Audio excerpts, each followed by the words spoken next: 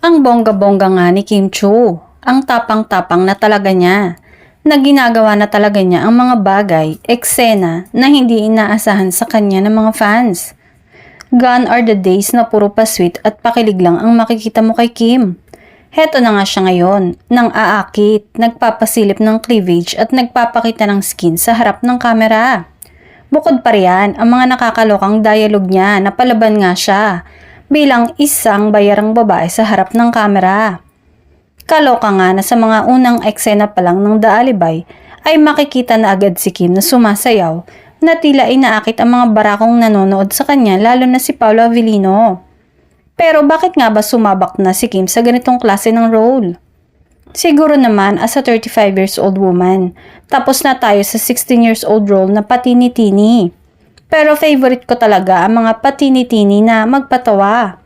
Pero parang pag tinatra ko yung journey ko sa industriyang ito, parang nahati ko na siya sa teens, 20s, at ano pa kaya ang ipapakita ko sa aking 30s?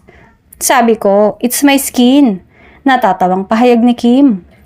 Dagdag pa ng aktres na malaki kasi ang tiwala nito sa Dreamscape. Hala, bakit ako naiiyak? Sabi ni Kim habang pinupunasan ng luha sa mga mata. At sa mga nagsasabi na hindi ako marunong sa mga ganitong klaseng role, heto na yon. So, I want to prove them wrong.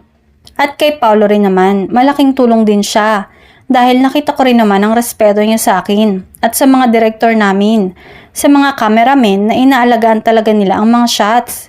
Ang ganda ng launching ng body ko. Pinasalamatan din ito ang nag-choreo sa kanya at mga supporters.